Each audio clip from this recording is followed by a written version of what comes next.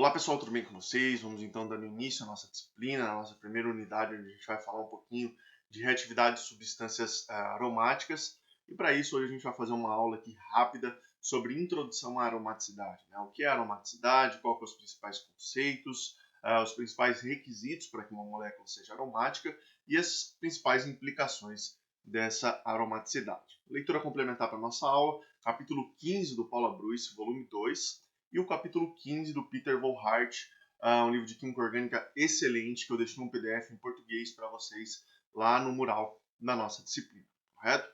Vamos lá. O benzeno, que é o nosso a principal molécula, né, o anel aromático que nós temos com aromaticidade, ele possui algumas peculiaridades que a gente pode fazer um paralelo com os alcenos, né, que nós vimos lá no nosso curso de Orgânica 1. Vocês lembram que os alcenos eles sofrem reações de adição eletrofílica muito facilmente, né? Então vocês provavelmente vão se lembrar desse tipo de reação aqui, onde nós temos um alceno reagindo, por exemplo, com ácido bromídrico, né? Então temos um ataque aqui no eletrófilo, isso forma um carbocátion, né? Aí tem uma adição Markovnikov, forma um carbocátion aqui, e nós temos um brometo finalizando essa reação e vamos formar um produto de adição Markovnikov, correto? Todos vão se lembrar disso. Quando a gente compara a reatividade dos alcenos com o benzeno, por exemplo, no benzeno ele é um hexatrieno, né? Nós temos um anel de 6 membros com 3 duplas ligações. Nós vamos perceber que a reatividade é muito menor, apesar de que tem 3 ligações pi, né? 3 duplas ligações desse anel. E não vai sofrer essas reações de adição eletrofílica tão facilmente como os alcenos sofriam. Tá? A reatividade é muito menor e não sofre essas reações de forma tão fácil. É importante que a gente entenda que ele é um hexágono perfeito e todas as ligações vão ter o mesmo comprimento. A pergunta que vai surgir é: por que a reatividade não é maior ou semelhante, mesmo tendo 3 duplas ligações, né? 3 ligações pi ali nesse sistema? Exatamente porque a gente tem um sistema em ressonância, tá? E nós vimos lá no nosso curso de Orgânica 1 que a ressonância, né, o sistema pi deslocalizado, é um dos fatores que aumenta a estabilidade da molécula, tá? Vimos também aquele conceito de estabilidade e reatividade, né? Que quanto mais estável uma substância for, ou uma espécie for, menos reativa ela será. Então, como a ressonância, o sistema pi deslocalizado, estabiliza a molécula, isso significa que ela é menos reativa. Então, a menor reatividade do benzeno e seus derivados está atrelada à ressonância, né, ao sistema pi deslocalizado que nós temos, que advém ali da sobreposição de 6 orbitais pi, tá, que estão conjugados um logo atrás do outro, dispostos em um plano. Então nós vamos ter algo parecido com isso aqui, ó. Todas as ligações de mesmo comprimento, né, dentro do anel. Esses orbitais pi, do tipo P, ó, todos sobrepostos, se sobrepondo, né, em diferentes combinações, obviamente, mas todos ali ao redor do plano do anel, né? Aqui onde nós temos esses orbitais rosa, nós temos a formação das ligações sigmas, tá? E os orbitais P aqui, todos contendo um elétron, se sobrepondo acima e abaixo do plano desse anel aromático, certo? Então nós vamos ter lá uma certa energia de ressonância, que é exatamente a energia que é diminuída, que abaixa e que vai estabilizar essa molécula. Uma forma bem fácil da gente ver isso é analisar o caso do ciclohexeno, né? E ir adicionando uma dupla, sempre pensando que à medida que a gente vai adicionando essa dupla, a gente iria, logicamente, aumentando a energia, o calor de hidrogenação, né? O calor liberado num processo de hidrogenação dessa dupla. Então vamos lá. Quando a gente tem o ciclohexeno, nós vamos ter um calor de hidrogenação, uma energia de aproximadamente 30 quilocalorias sendo liberada, tá? 28,6. Adicionando mais uma dupla, a tendência era que isso dobrasse, certo? Então nós chegássemos lá a 54,9 quilocalorias de calor de hidrogenação. Adicionando mais uma, o que iria acontecer? A tendência é que esse valor em relação ao ciclohexeno triplicasse, correto? E nós adicionamos ali mais duas ligações pi, chegando a 3, Então, isso, logicamente, era o que nós esperávamos. Mas lembra que eu falei anteriormente, todas as ligações no benzeno são idênticas, tá? Elas são iguais, elas são de mesmo tamanho. Então, seria impossível que essas duplas ligações estivessem localizadas, ou seja, que elas estivessem presentes sempre no mesmo lugar. E isso já é um indício de que elas são deslocalizadas. Que isso significa que aqueles orbitais P eles podem se combinar de diferentes formas. Tá? Cada orbital P ele pode se combinar com o orbital à direita ou com o orbital à esquerda. E isso faz com que os elétrons estejam deslocalizados, que eles não estejam fixos em uma região ou em uma ligação só da molécula. Porque se eles tivessem, nós teríamos exatamente esse ciclo hexatrieno aqui que está entre parênteses, que seria a ligação sigma é mais longa, né? Então ela seria maior, e a ligação pi um pouco menor, porque ela tem mais elétrons ali, e a atração núcleo-elétron vai deixar essa ligação mais curtinha, tá? Então, se isso acontecesse, a tendência era que o benzeno fosse nesse shape aqui, ó, ligação sigma grande e ligação pi pequenininha, mas isso não ocorre. Nós já temos evidência suficiente para saber que o benzeno ele é uma molécula planar e todas as ligações dele são iguais, certo? Essa diferença de energia que nós temos aqui, ó, entre o que seria esperado para a presença de 3 ligações π, tá? E o que nós temos no benzeno, que está aqui na casa de aproximadamente 30 quilocalorias por mol, nós chamamos de energia de ressonância, tá? Que a energia que a molécula é estabilizada, é a quantidade de energia que estabiliza a molécula por ter um sistema em ressonância, tá? Por ter um sistema π conjugado. E aí vai diminuir e nós percebemos ali que nós temos um calor de hidrogenação, ó, do benzeno de 49,3. Ele é menor, inclusive, do que do hexadieno, tá? Se a gente colocasse ali 2 ligações π.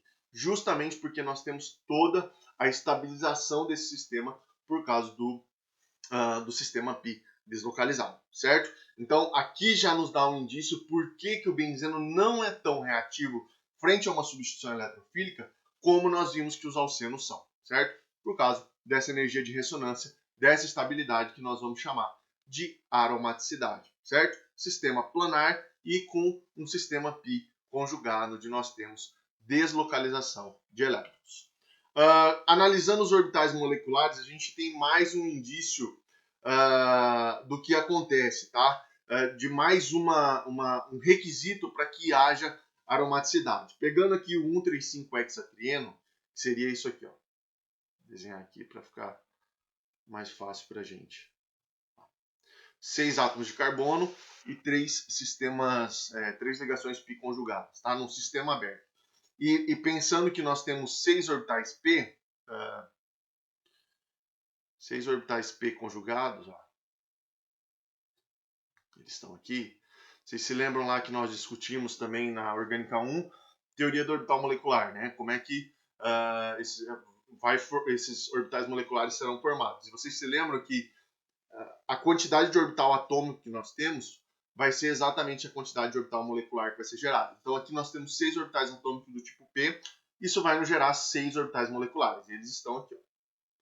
Tá? Então nós vamos sair de menor energia e subindo, e à medida que nós vamos subindo nesses orbitais, vão sendo adicionados nós, tá? Que é ali onde não há sobreposição de orbital. Então, no primeiro nível nós não temos nenhum nó, então todos os orbitais podem se sobrepor, tá? No segundo nível de energia nós adicionamos um nó e dividimos esses orbitais ao meio, tá? Então nós não podemos ter sobreposição aqui no meio, porque esses orbitais ficam fora de fase. Você é com um positivo e um negativo, então você não tem sobreposição ali. Num orbital, no próximo nível, nós temos a adição de mais um nó, então nós ficamos com 2 nó e vamos dividir esses orbitais por igual. Então nós vamos ter uma região aqui, ó, que é essa região e essa região aqui, onde nós não podemos ter sobreposição de orbitais, porque eles estão fora de fase. Isso vai acontecendo até que a gente chega no nível mais energético, num orbital que não vai adicionar nada na estabilidade ligante dessa molécula, onde nós colocamos 5 nós e nenhum dos orbitais se sobrepõe. Se eles não se sobrepõem, eles são totalmente antiligantes, tá? E nós não temos nenhuma parcela ligante desses orbitais, certo? Se nós analisarmos os 3 orbitais ligantes que nós temos no 135-hexatrieno, são os orbitais mais energéticos, tá? Ligantes. E os 3 orbitais menos energéticos são... Desculpa, os 3 orbitais mais energéticos são os orbitais antiligantes, certo? Então, eles estão lá. Se a gente pensar, ó, quantos elétrons nós temos? Cada orbital P desse tem um elétron, certo? E cada orbital molecular gerado vai receber 2 elétrons. Então, nós temos aqui, ó, 2 elétrons em cada um dos orbitais ligantes e a molécula é estável, certo? Ela vai estar bonitinha, não tem nenhum elétron nos orbitais antiligantes e, consequentemente, nós não temos desestabilização nessa molécula.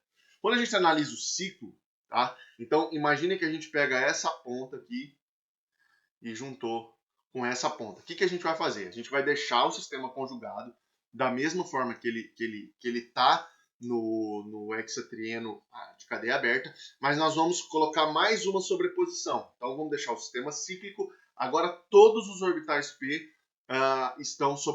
podem se sobrepor, tá? Sempre com 2, não como esses da ponta aqui que podem se sobrepor só com 1. O que vai acontecer? Isso vai diminuir mais a energia do meu sistema, tá? Porque eu tenho mais probabilidade de sobreposição, de deslocalização de elétrons. Se a gente olhar aqui o que acontece, ó, aqui nós temos um hexatrieno, esses orbitais estão subindo em energia, mas quando nós conectamos uma ponta com a outra e fechamos um ciclo para formar o benzeno, por exemplo, o que acontece? Ó, esse orbital mais estável, ele diminui de energia, então ele cai levemente de energia, e esse orbital aqui principalmente, ó, ele fica degenerado junto com esse. Junto com esse aqui, ó. Esse aqui sobe um pouquinho de energia e esse aqui cai bastante, tá? E nós ficamos com eles dois degenerados aqui, ó. E essa queda de energia desse orbital aqui, tá? O último orbital ligante do 135 hexatrieno com o primeiro orbital ligante, que cai de energia também, sobrepõe esse levantamento de energia desse orbital e deixa a molécula mais estável. Perceba que no benzeno nós vamos manter os 6 elétrons também, né, dos orbitais P, dentro dos orbitais ligantes, que são de menor energia, e isso vai estabilizar mais a molécula. Tá? Então nós temos a deslocalização de elétrons, que vai diminuir os orbitais, a energia dos orbitais moleculares formados, e consequentemente isso diminui a energia da molécula também. Então aqui fica mais um requisito que nós já falamos, que a molécula precisa ser cíclica. Por que ela precisa ser cíclica? Para que a gente tenha o abaixamento de energia dos orbitais moleculares formados. Tá? Menor energia, mais estabilidade, menos reatividade, né? Mas a gente vai ver as formas com que esses ciclos reagem, mas a gente consegue derrubar e deixar eles mais estáveis, certo? A regra de Huckel é uma regra muito importante que nós químicos utilizamos para prever se um sistema é aromático ou não, certo? Para aplicar a regra de Huckel, os dois requisitos que nós falamos anteriormente, eles são necessários, tá? Que essa molécula apresente. Primeiro, ele tem que ser cíclico, e segundo, ele tem que ser planar. Então, se ele não é planar, já não é aromático, tá? Por quê? Porque a gente não tem sobreposição de orbitais P conjugados. Então, se a molécula não é planar, esses orbitais não vão estar alinhados para poder se sobrepor e esses elétrons se deslocalizarem, tá? E precisa ser cíclico exatamente pelo fator que a gente falou anteriormente, para que haja uma diminuição maior da energia dos orbitais moleculares formados, certo?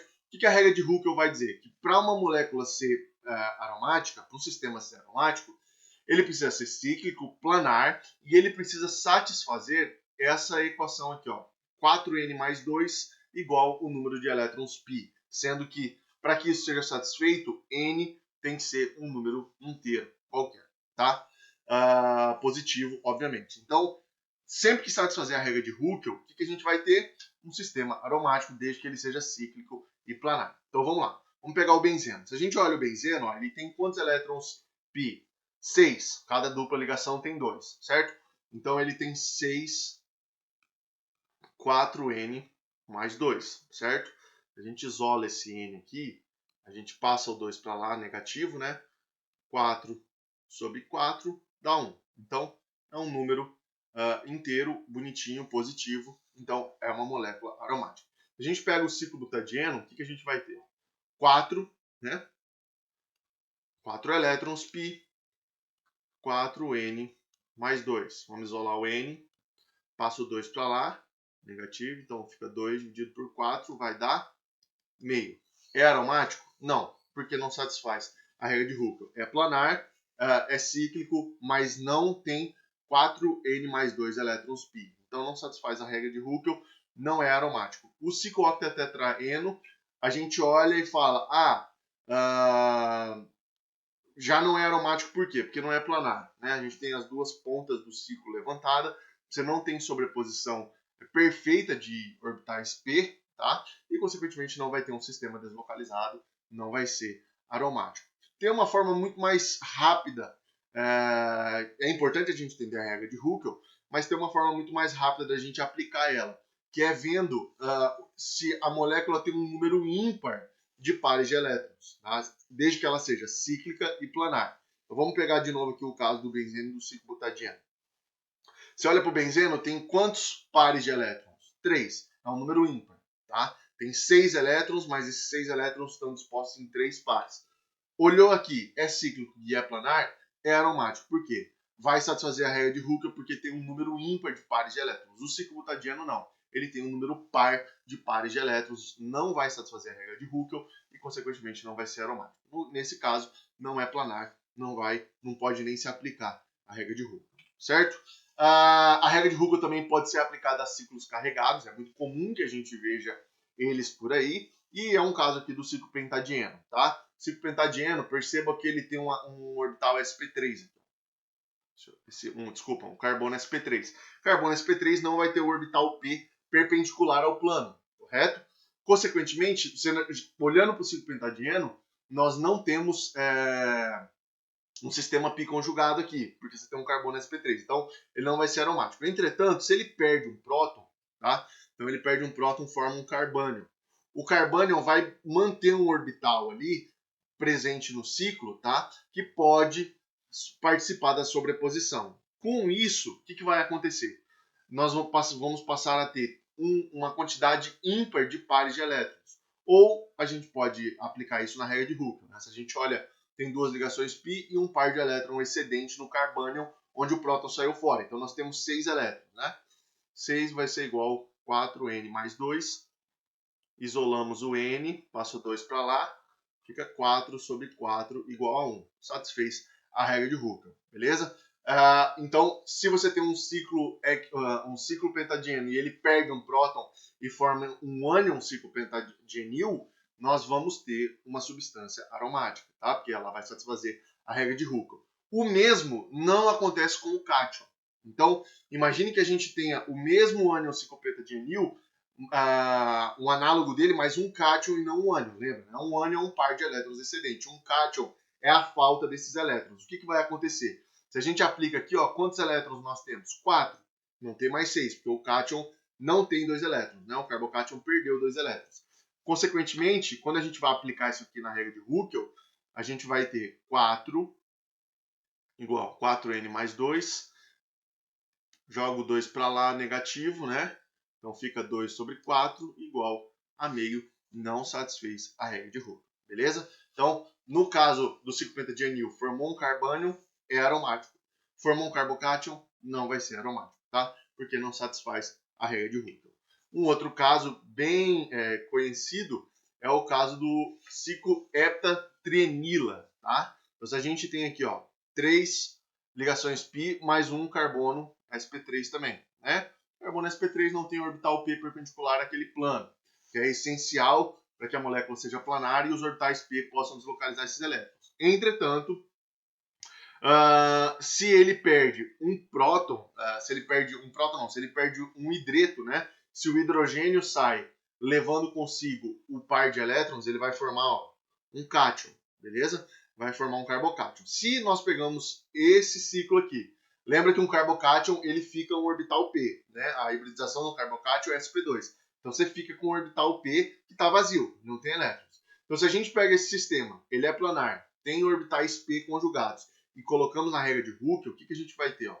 6 elétrons vai ser igual a 4n mais 2 isolamos o N, isso vai nos dar 4 sobre 4 igual a 1, é uma substância aromática também, tá? Então, bastante estável, vai ter essa estabilidade que vai vir extra pela aromaticidade que vai acontecer. A regra de Huckel também vai se aplicar a compostos heteroaromáticos, tá? O que vão ser compostos heteroaromáticos? Compostos cíclicos que possuem ali dentro do ciclo um heteroátomo, tá? Que pode ser nitrogênio. Os mais comuns são nitrogênio, oxigênio e enxofre. Vamos pegar aqui os casos do nitrogênio, que são os que a gente mais vê por aí, né? Estão bem presentes na natureza e vocês vão encontrar bastante. Olha o que acontece. Aqui nos carbonos, nós temos todos os carbonos sp2, tá? O orbital P lá, bonitinho, perpendicular ao plano. O que a gente precisa entender é o que acontece no nitrogênio, tá? Esse nitrogênio aqui, ele tem hibridação sp2. Vamos pegar aqui a distribuição eletrônica lá do nitrogênio. 7, né? Nitrogênio, número atômico é 7. Então, ele vai ter 1s2, 2s2, 2p3, né? Beleza. Na camada de valência, então, ele tem. Então, tem energia lá. Ele vai ter na camada de valência 2 elétrons no orbital 2s. E nos 3 orbitais P, ele vai ter 3 elétrons. 1, 2, 3. Tá bom? Então, aqui diz que a hibridização dele é sp2. Então, se é sp2, ele vai hibridizar 3 orbitais, tá? 1s e 2p, e vai deixar um orbital vazio. Tá? Um orbital sem hibridizar. Tá? Um orbital com uma energia um pouquinho maior. Então, o que vai acontecer é isso aqui. Então, hibridizou, tá? A energia está subindo ali. 1, 2, 3 e deixa um orbital lá com uma energia um pouquinho maior. Então, se é sp2, ele vai se organizar num plano, então, nitrogênio planar, bonitinho, como deve ser, e vai deixar um orbital vazio perpendicular a esse plano. Percebam que na piridina, no caso da piridina, ó, o par de elétrons, ele fica apontando para fora do anel. Tá? Ele não faz parte da ressonância. Para a ressonância, nós temos um orbital P lá, que vai ter um elétron só. Então, o que acontece? Né? A hibridização do nitrogênio é um pouquinho diferente do carbono, tá? Porque tem um elétron a mais. Então, o que vai acontecer? Ele vai manter o par de elétrons não ligante num orbital sp2. Tá? Então, tá aqui, ó, formular sp2, sp2, sp2, e ficou um P aqui, beleza? Então, ele mantém o par de elétrons no orbital sp2. E os outros dois orbitais sp2 vão fazer essas duas ligações sigmas aqui, ó, essa e essa, beleza? Tá tudo no plano. Então, tá lá um elétron para cada um. E o orbital P, ele fica perpendicular a esse plano, em ressonância, né? Deslocalizado ali, conjugado com os outros orbitais P pertencentes aos carbonos. E fica lá um elétron. Esse orbital P que fica ali, ó, ele faz parte do sistema que vai ficar deslocalizado, tá? Que vai diminuir, que vai trazer aromaticidade para a piridina. Então, a piridina é aromática. A gente só precisa entender que esse par de elétrons não ligante, ele fica apontando para fora do plano, tá? Ele não faz parte do sistema aromático, do sistema em ressonância. Por outro lado, quando a gente analisa o pi-hol, é um pouquinho diferente. Olha o que acontece no pi-hol. Nós temos não agora 3 ligações pi, né? 3 ligações pi, tanto carbono-carbono como carbono e hidrogênio, nitrogênio, mas agora a gente tem 2 ligações pi mais um par de elétrons. Tá? Esse par de elétrons faz parte, o par de elétrons do nitrogênio não ligante vai fazer parte do anel, tá? E vai contribuir para a aromaticidade. Aqui nós não temos, se a gente aplica a regra de Huckel na piridina, o par de elétrons do nitrogênio não faz parte, nós vamos ter ali, ó, 3 pares de elétrons, uma quantidade ímpar de par de elétron. O sistema é planar, é cíclico, então vai ser aromático. Aqui não. Nós temos duas ligações pi e mais o par de elétrons do nitrogênio. O que vai acontecer? Ele também é sp2, o nitrogênio também fica sp2, então eu vou copiar isso aqui, ó. Energia, 3 orbitais sp2 e fica um P lá um pouquinho, com uma energia um pouquinho maior. sp2, sp2, sp2 e P, beleza? Só que o que vai acontecer? O par de elétrons agora vai fazer parte do sistema aromático. Por quê? Para que a regra de Huckel seja satisfeita. Se ele faz parte, ó, nós vamos ter uma quantidade ímpar de pares de elétrons. O sistema é cíclico e, consequentemente, vai ser aromático, tá? Se ele não fizesse parte, o sistema não seria aromático, mas o pi-hol é aromático. Então, onde que ele vai manter o par de elétrons? No orbital P de maior energia. Então, fica um par de elétrons lá. e nos outros orbitais sp2, cada um vai ficar com um elétron, certo? Cada um fica com um elétron, porque cada um vai fazer uma ligação sigma, tá? A gente tem uma ligação sigma aqui, ó, nitrogênio, carbono, e tem uma ligação sigma, nitrogênio, hidrogênio, que está aqui também, certo? Então, isso que a gente precisa entender que acontece aqui nas espécies heteroaromáticas de nitrogênio, tá? Se esse par de elétrons, uma hora ele vai ser não ligante e não vai fazer parte do sistema aromático, ou se ele vai fazer parte do sistema aromático. Em todos os casos, o nitrogênio vai assumir uma hibridação sp2, certo? A única diferença vai ser a posição desses pares de elétrons quando eles fizerem parte do sistema aromático ou quando eles não fizerem parte do sistema aromático. Outro caso que a gente vai ter é o oxigênio, tá? A mesma coisa, mas no oxigênio a gente sempre vai ter um par de elétrons. A diferença é que, ora, ele vai hibridizar sp2 também e vai manter esse par de elétrons, ó, num orbital P, muito semelhante ao que nós temos no nitrogênio, mas o que a gente precisa entender é que sempre vai estar presente em um orbital P, tá? Para que entre em ressonância, para que esteja conjugado com os demais orbitais P puros, sem sofrer nenhum tipo de hibridização. Consequentemente, a aromaticidade vai trazer algumas consequências para alguns tipos de molécula. Por quê? Se uma molécula não é aromática e se acontecer alguma coisa com ela que pode fazer com que ela se torne aromática, ela vai ter uma tendência a sofrer isso, seja uma desprotonação, seja uma ionização, seja uma reação, tá? Então, se você tem uma substância que não é aromática, mas se ela sofre uma desprotonação, ela passa a ser aromática, essa desprotonação vai ser desfavorecida. E é o que a gente vê mais ou menos aqui. Uma brusca variação no pK de algumas substâncias. A gente estudou lá na nossa primeira parte da química orgânica que o pK dos alcanos é altíssimo. Tá? Isso significa que eles são pouquíssimos ácidos. Não tem tendência de perder próton. Mas no caso do ciclopentadieno, ó, nós também temos um alcano, tá? Um carbono sp3, como todo alcano, mas nós vamos ter lá uma queda de pK de 50 para 15. Tá? Então o pK diminui muito. Isso significa que a acidez aumenta demais. Tá? Para quê? Para formar o ciclopentadienil, que nós vimos anteriormente lá, vai ter um número ímpar de pares de elétrons e vai satisfazer a regra de Huckel, é um sistema aromático. Beleza? Há algumas tendências também de sofrer ionização. Por quê? Nesse caso, ó, a gente tem uma ligação covalente aqui carbono-bromo. Esse carbono, né, sp3, carbono fazendo 4 ligações tetraédrico, tá? Por que existe uma tendência em ser ionizado? Justamente para que seja formado um carbocátion, e sendo formado um carbocátion é um orbital P sem elétrons. Consequentemente, você tem todos os orbitais P conjugados e um número ímpar de pares de elétrons. E isso vai satisfazer a regra de Huckel e nós vamos passar a ter um composto aromático, tá, gente? Então, vocês não podem esquecer disso. Todas as vezes que existia a possibilidade de acontecer alguma coisa com uma determinada substância, alguma reação, alguma coisa que leve à aromaticidade, tá? Que gere aromaticidade, isso vai ter uma tendência muito grande a acontecer. Por quê? Um sistema aromático tem uma energia menor. Então é termodinamicamente mais favorável que isso aconteça para que a energia do sistema diminua e você tenha uma substância ou uma espécie mais estável. Certo? Essa foi a nossa aula de hoje, uma breve introdução de aromaticidade. Nós vamos trabalhar isso nas listas de exercício um pouco mais, principalmente a regra de Huckel. E nos vemos no nosso próximo encontro. Um forte abraço a todos.